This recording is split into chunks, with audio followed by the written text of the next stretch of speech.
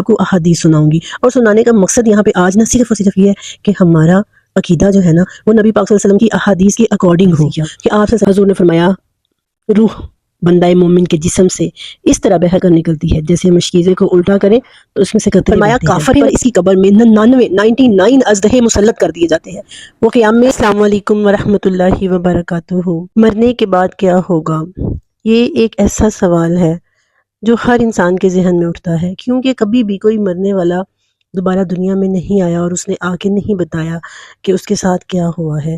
اسی لیے اس کے جوابات، اس کے بارے میں جو بھی ہمارا عقیدہ ہے بحیثیت مسلمان، تو ہمیں جو عقیدہ ملتا ہے وہ قرآن سے یا احادیث سے ملتا ہے۔ اب ہم قرآن اور حدیث کو پڑھیں گے تو ہی تو ہمیں پتہ چلے گا نا کہ مرنے کے بعد انسان کے ساتھ کیا ہونے والا ہے۔ بہت سے سوالات انسان کے ذہن میں آتے ہیں کہ کیا روح جو ہے وہ دوبارہ انسان کے جسم میں ڈال دی جاتی ہے، یا جو ہے وہ روحیں دنیا میں آتی ہیں، یا عالم برزخ میں رہتی ہیں، یا یہ کہ کیا حساب کتاب قبر میں ہی ہو جائے گا اگر، تو پھر قیامت کس لیے قائم ہوگی۔ یہ بہت سے سوالات جو ہے نا وہ انسان کے ذہن میں آتے ہیں، اور اکثر یہ بھی لوگوں کو کہتے ہوئے سنا ہے، میں نے خود اپنے کانوں سے سنا ہے، کس نے دیکھا ہے مرنے کے بعد انسان مر گئے تو مٹی ہو گئے۔ یہ مسلمان ہم آج یہ سوچ رکھتے ہیں، یہی سوچ تو مشرکین مکہ رکھتے تھے۔ قرآن پاک میں آتا ہے کہ قیامت کی جب ان سے بات ہوتی تھی تو وہ کہتے تھے اذا کننا عظاما ناخرہ، کہ جب ہم بسیدہ ہڈیاں بن چکے ہوں گے کیا ہم تب دوبارہ اٹھائے جائیں گے۔ اب یہاں پہ سوچنے کی بات یہ ہے کہ کیا وہ آخرت پر ایمان نہیں لاتے تھے، کیونکہ اگر دیکھا جائے تو اہل مکہ دین ابراہیمی کے ہی پیروکار تھے، دین میں بگاڑ آ چکا تھا، وہ بتوں کی پرستش کرنی شروع ہو گئے تھے، کعبے کو مانتے تھے، کعبے کی عبادت کرتے تھے، لیکن کیا تھا کہ کعبے کے اندر بہت زیادہ بت رکھے ہوئے تھے۔ تو ایسا نہیں تھا، مکمل طور پر منکر نہیں تھے، لیکن یہ تھا کہ علم نہ ہونے کی وجہ سے آہستہ آہستہ آہستہ آہستہ ان کا یہ عقیدہ جو ہے نا وہ خراب ہو گیا تھا۔ ایسے آج ہمارے مسلمانوں کا بھی یہ عقیدہ جو ہے نا وہ خراب ہونا شروع ہو چکا ہے یا خراب ہو رہا ہے، بہت سی بد عمالیوں کی وجہ بھی عقیدہ آخرت کا خراب ہونا ہے۔ تو عقیدہ آخرت جو ہے، مرنے کے بعد انسان کے ساتھ کیا ہوگا، اس کو دو مراحل میں ہم دیکھتے ہیں۔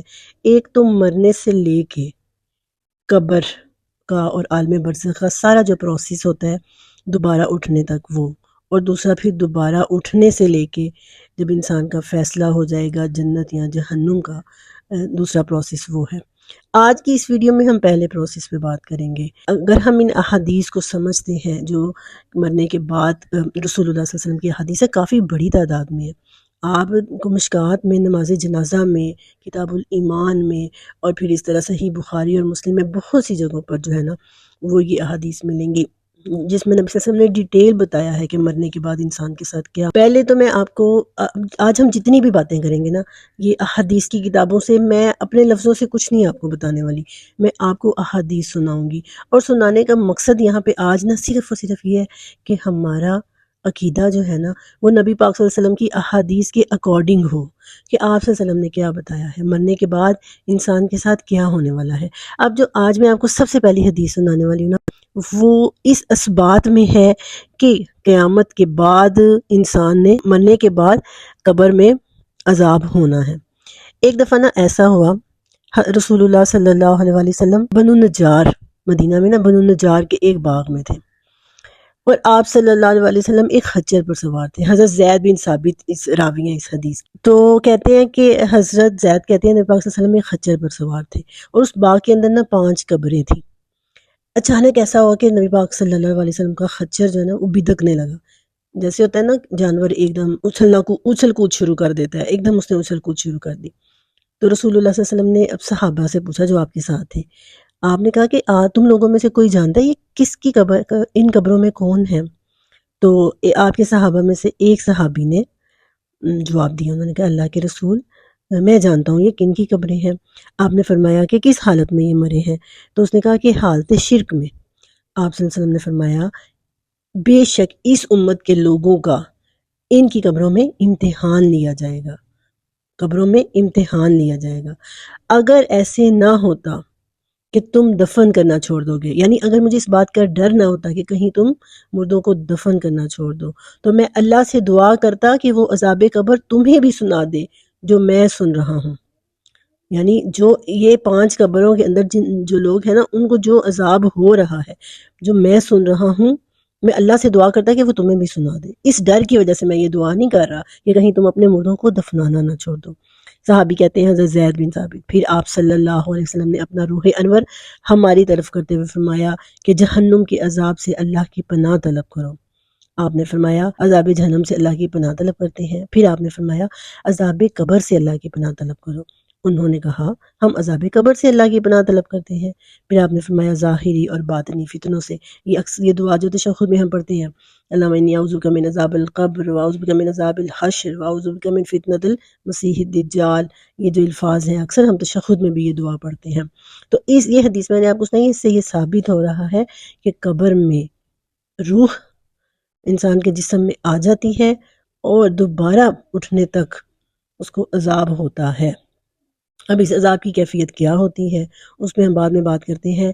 پہلے اب میں آپ کو ایک ڈیٹیل حدیث جو مشکات میں ہے، حدیث نمبر ہے 1629 نمبر کی حدیث جو ہے نا، یہ ہمیں ملے گی مشکات کے اندر۔ حضرت برا بن عازب جو ہے نا وہ راوی ہیں اس حدیث کے۔ اب میں آپ کو یہ پوری حدیث سناؤں گی، اس میں پورا جو ہے نا وہ مرحلہ بیان کیا ہے کہ انسان پر جب موت کا وقت آتا ہے، جب عالم نزع اس پر طاری ہوتا ہے تو اس کے بعد کیا ہوتا ہے۔ حضرت برا بن عازب رضی اللہ تعالیٰ عنہ بیان کرتے ہیں، ہم ایک مرتبہ رسول اللہ صلی اللہ علیہ وسلم کے ساتھ ایک انصاری صحابی کے جنازے میں شرکت کے لیے گئے۔ ہم قبر پر پہنچ گئے لیکن ابھی لحد تیار ہو رہی تھی۔ زیادہ تر لحد تیار کی جاتی ہے نا عرب میں، اور اس پر تھوڑا ٹائم بھی زیادہ لگتا ہے۔ لحد ابھی تیار ہو رہی تھی۔ رسول اللہ صلی اللہ علیہ وسلم ایک سائڈ پہ ہو کے نا ایک جگہ پہ بیٹھ گئے۔ صحابی کہتے ہیں کہ ہم سارے یعنی صحابہ اکرام آپ کے ارد گرد جمع ہو گئے۔ آپ صلی اللہ علیہ وسلم کبھی آسمان کی طرف نگاہ اٹھاتے تو کبھی زمین کی طرف۔ آپ صلی اللہ علیہ وسلم نے 3 مرتبہ اسی طرح کیا، پھر یوں دعا مانگی، اے اللہ میں عذاب قبر سے تیری پناہ چاہتا ہوں۔ اب یہ ثابت ہو گیا کہ نبی پاک صلی اللہ علیہ وسلم جب بھی قبر کو دیکھتے تو عذاب قبر سے پناہ مانگتے۔ پھر آپ نے فرمایا بندہ مومن کا جب آخری وقت آتا ہے تو ملک الموت آ کر اس کے سرہانے کھڑے ہو جاتے ہیں۔ ملک الموت جس کو اسرائیل بھی کہتے ہیں، ترمذی میں ایک روایت ہے کہ اس کا نام اسرائیل بھی ہے۔ آسمان سے فرشتے اترتے ہیں جن کے چہرے سورج کی طرح چمک رہے ہوتے ہیں، ان کے پاس جنتی کفن اور جنتی خوشبوئیں ہوتی ہیں۔ ایک اور حدیث ہے مشکات میں ہے، وہ بھی میں آپ کو سناؤں گی۔ اس میں ہے کہ ریشم کا کپڑا لیے ہوئے اور کستوری کی خوشبو لیے ہوئے اترتے ہیں۔ یہ بندہ مومن کا حال ہے، یہ مومن کے قریب بیٹھ جاتے ہیں اور ان کی تعداد اس قدر زیادہ ہوتی ہے کہ حد نگاہ تک یہی نظر آ رہے ہوتے ہیں۔ پھر موت کا فرشتہ مومن سے مخاطب ہو کر کہتا ہے، اے نفس مطمئنہ، اپنے رب کی مغفرت اور خوشنودی کی طرف چل، جو سورۃ فجر کے اینڈ پہ آتا ہے نا، یا ایتھا النفس المطمئنہ ارجعی الی ربک راضیۃ مرضیہ۔ حضور نے فرمایا روح بندہ مومن کے جسم سے اس طرح بہہ کر نکلتی ہے جیسے مشکیزے کو الٹا کرے تو اس میں سے قطرے بہتے ہیں۔ پھر ملائکہ اس روح کو پلک جھپکنے کے برابر بھی ہاتھوں سے نہیں چھوڑتے۔ پھر اس روح کو لے کر آسمانوں کی طرف جاتے ہیں۔ راستے میں فرشتوں کی جس جماعت کے بھی قریب سے گزرتے ہیں وہ جماعت کہتی ہے یہ اتنی اچھی روح کس کی ہے؟ فرشتے بتاتے ہیں کہ یہ فلاں بن فلاں ہے اور بہت اچھے القابات سے پکارتے ہیں، یعنی اس کے لیے اچھے نام استعمال کرتے ہیں۔ پھر جب فرشتے روح کو لے کر آسمان تک پہنچتے ہیں تو اس کے لیے آسمان کے دروازے کھول دیے جاتے ہیں۔ پھر آسمان کے فرشتے ان کے ساتھ ساتھ چلتے ہیں اور دوسرے آسمان تک پہنچتے ہیں۔ یوں ہی ہر آسمان کے مقرب ملائکہ اس کو اگلے آسمان تک چھوڑنے کے لیے ساتھ ساتھ جاتے ہیں۔ اتنا اچھا استقبال ہو رہا ہے نیک روح کا۔ جب 7ویں آسمان تک یہ روح پہنچتی ہے تو کہا جاتا ہے اس کا نامہ اعمال اعلیٰ علیشین میں لکھ دو، اعلیٰ علیین جس کا ذکر قرآن میں ہوا ہے۔ پھر کہا جاتا ہے میرے بندے کو واپس زمین پر لے جاؤ، کیونکہ میں نے ان سے وعدہ کیا تھا کہ میں نے تمہیں مٹی سے پیدا کیا ہے، پھر اسی میں تمہیں لوٹاؤں گا اور پھر دوبارہ اسی سے نکالوں گا۔ پھر اس کی روح کو اس کے جسم میں لوٹا دیا جاتا ہے۔ پھر اس کے پاس فرشتے آتے ہیں اور آ کر کہتے ہیں تیرا رب کون سا ہے؟ وہی 5 سوال۔ حضور صلی اللہ علیہ وسلم نے فرمایا وہ کہتا ہے میرا رب اللہ ہے۔ پھر وہ دوسرا سوال کرتے ہیں تیرا دین کیا ہے؟ وہ جواب دیتا ہے میرا دین اسلام ہے۔ پھر رسول پاک صلی اللہ علیہ وسلم کے چہرے اقدس کی طرف اشارہ کر کے پوچھتے ہیں یہ شخصیت جو تمہارے اندر مبعوث کی گئی، اور روایتوں میں آتا ہے کہ پوچھا جاتا ہے کہ اس شخص کے بارے میں تم کیا جانتے ہو؟ تو ان کے بارے میں کیا جانتے ہو؟ وہ جواب دیتا ہے یہ اللہ کے رسول ہے، وہ پوچھتے ہیں تجھے کیسے پتہ چلا ہے یہ اللہ کے رسول ہے؟ وہ پوچھتے ہیں، وہ جواب دیتا ہے میں نے اللہ کی کتاب پڑھی، اس پر ایمان لایا، اس کی تصدیق کی۔ رسول اللہ صلی اللہ علیہ وسلم فرماتے ہیں اب یہاں پر قابل غور بات یہ ہے کہ اس نے یہ نہیں کہا کہ میں نے سنا تھا، اس نے کہا میں نے اللہ کی کتاب میں سے پڑھا ہے۔ اللہ کی کتاب کو پڑھنا اور سمجھنا کتنا ضروری ہے۔ جیسے بخاری میں ایک اور روایت ابھی ہم وہ سنیں گے، بلکہ آگے آپ دیکھیں گے کہ کافر کو اللہ تعالیٰ فرمائیں گے کہ تم نے کیوں نہیں پڑھا، تم نے کیوں کوشش نہیں کی پڑھنے اور سمجھنے کی۔ فرماتے ہیں پھر رسول اللہ صلی اللہ علیہ وسلم فرماتے ہیں کہ ایک منادی، ایک پکار آسمان سے آئے گی، ایک پکارنے والا آسمان سے بولے گا اس نے سچ کہا، اس کے لیے جنتی بستر بچھا دو، اس کو جنتی لباس پہنا دو اور اس کو جنت کا ٹھکانہ دکھا دو۔ حضور صلی اللہ علیہ وسلم فرماتے ہیں پھر اس کی قبر کو کشادہ کر دیا جاتا ہے تاکہ اس میں جنت کی خوشبودار ہواؤں کے جھونکے آتے رہیں۔ حضور صلی اللہ علیہ وسلم فرماتے ہیں اس بندہ مومن کے ساتھ یہی معاملہ کر دیا جاتا ہے۔ پھر خوشبودار عمدہ لباس میں ایک خوبصورت شخص اس کے پاس آتا ہے۔ یہ آپ سمجھے ایسے ہی ہے جیسے کہ انسان بیٹھا ہو، اس کے سامنے LCD چل رہی ہو اور وہ اس کو دیکھتے ہوئے دوسری دنیا میں پہنچ جائے اور ایک حسین خواب اس کو آنا شروع ہو جائے، اور وہ جب انسان کو اچھا خواب آ رہا ہوتا ہے تو وہ ایک خوشگوار کیفیت میں ہوتا ہے، تو ایسے ہی سمجھے کہ ایک وہ بہترین اور اچھا خواب اسے آنا شروع ہو جاتا ہے اور پھر وہ اسی کیفیت میں رہتا ہے۔ پھر اللہ کے رسول فرماتے ہیں پھر خوشبودار اور عمدہ لباس میں ایک خوبصورت شخص اس کے پاس آتا ہے اور کہتا ہے تیرے لیے خوشخبری ہے جس سے تو خوش ہو جائے، یہ وہی دن ہے جس کا تجھ سے وعدہ کیا گیا تھا۔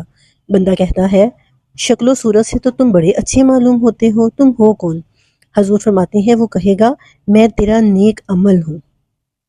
دیکھ لیں عمل کی کتنی زیادہ اہمیت ہے، یہ نہیں کہے گا کہ میں تمہارا ایمان ہوں، نہیں، تمہارا نیک عمل ہوں۔ پھر یعنی ایمان کے ساتھ عمل ضروری ہے اور عمل ہی کا امن ہے۔ پھر بندہ اللہ کی بارگاہ میں عرض کرتا ہے یا اللہ جلدی قیامت کر دے تاکہ میں اپنے اہل و عیال سے مل سکوں۔ پھر نبی اکرم صلی اللہ علیہ وسلم نے یہ آیت پڑھی یثبت اللہ الذین آمنوا بالقول الثابت فی الحیات الدنیا والآخرہ، کہ اللہ تعالیٰ نے ایمان والوں کو دنیا میں بھی اچھی بات پر ثابت قدم رکھا اور آخرت کے دن بھی اللہ تعالیٰ ان کو اچھی بات پر ثابت قدم رکھیں گے۔ اور کافر شخص کا جب آخری وقت آتا ہے، اب آپ دیکھیں بالکل اپوزٹ، اب کافر کا حال بیان کیا جا رہا ہے، بڑی ڈیٹیل یہ حدیث ہے۔ جب ہم نے یہ مشکات میں پڑھی تھی تب سمجھ آئی تھی کہ آخرت میں کیا معاملہ ہوگا، اور میں چاہتی تھی کہ آپ کے ساتھ یہ حدیث شیئر کی جائے۔ کافر شخص کا جب آخری وقت آتا ہے تو ملک الموت آ کر اس کے سرہانے کھڑے ہو جاتے ہیں اور سیاہ صورتوں میں بے شمار فرشتے نازل ہو کر اس کے پاس حد نگاہ تک بیٹھ جاتے ہیں۔ پھر موت کا فرشتہ کہتا ہے اے خبیث روح، اللہ تعالیٰ کے غضب اور ناراضگی کی طرف چل۔ یہ سن کر روح چھپنے کی کوشش میں پورے جسم میں پھیل جاتی ہے۔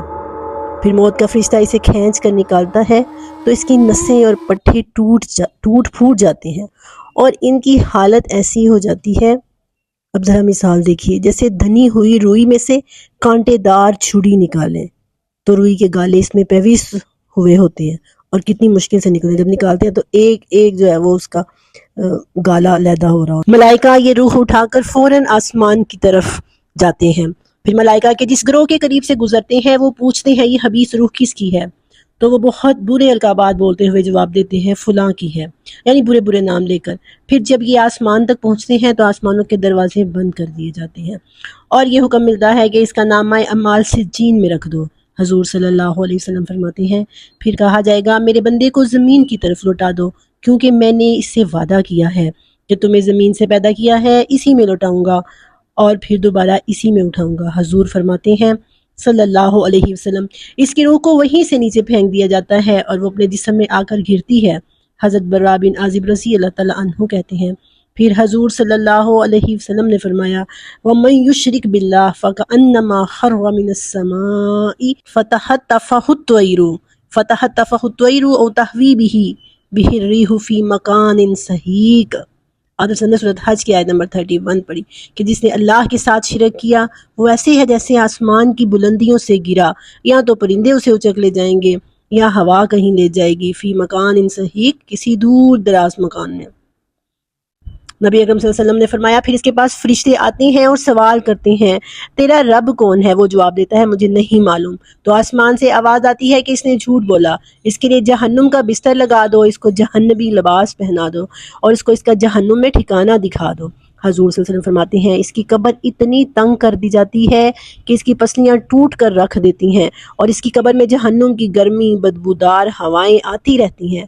ملائکہ اس ندا پر عمل کرتے ہیں، پھر بدبودار گندے لباس میں ملبوس انتہائی بدصورت ایک شخص اس کے پاس آتا ہے اور کہتا ہے تیرے لیے وہ خبر ہے جو تجھے پریشان کر دے گی، یہ وہ دن ہے جس کا تجھ سے وعدہ کیا گیا تھا۔ وہ کہتا ہے تو کون ہے؟ ویسے تیرے چہرے سے تو کوئی بھلائی کی امید نظر نہیں آ رہی، لیکن تو ہے کون؟ وہ کہتا ہے میں تیرا برا عمل ہوں۔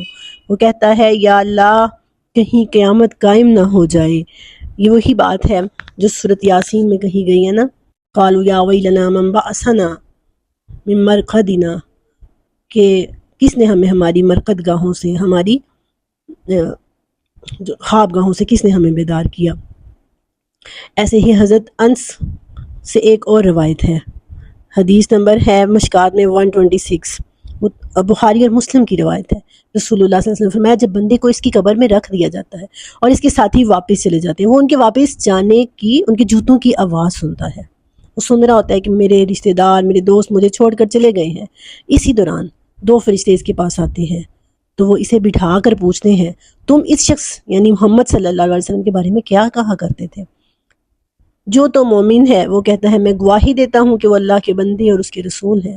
اسے کہا جاتا ہے جہنم میں اپنے ٹھکانے کو دیکھ لو، اللہ نے اس کے بدلے میں تمہیں جنت میں ٹھکانہ دے دیا ہے، یعنی جہنم کا ٹھکانہ بھی۔ اگر تم گواہی نہ دیتے، اگر تم نیکی کے راستے پہ نہ چلتے تو تمہارا ٹھکانہ یہ ہونا تھا، لیکن اللہ نے تمہیں جنت میں ٹھکانہ دیا ہے۔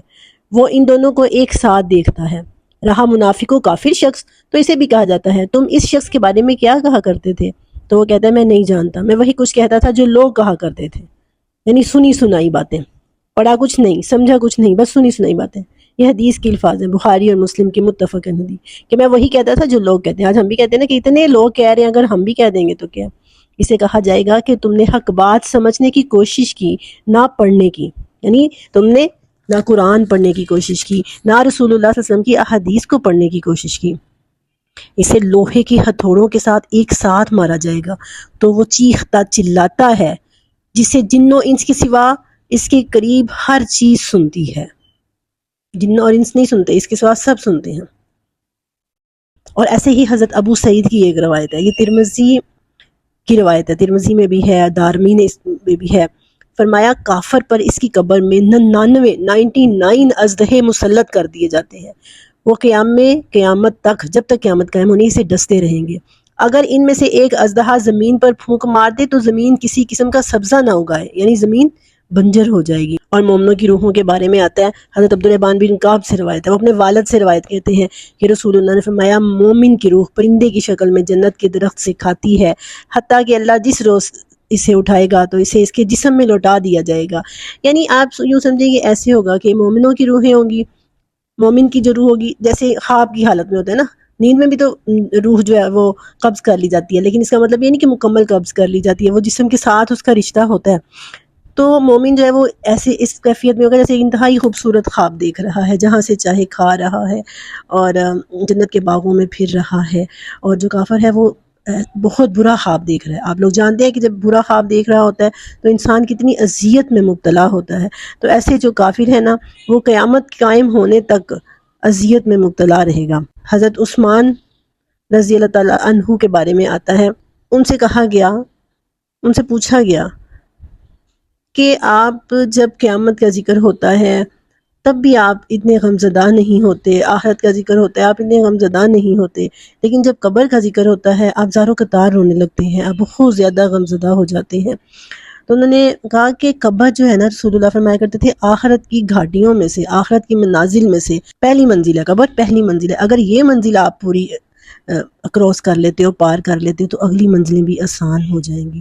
اسی لیے اللہ سے دعا کرتے رہنا چاہیے کہ اللہ تعالیٰ ہمیں قبر کے عذاب سے بچائے جو برحق ہے، جو ان احادیث سے ہم نے سمجھا ہے۔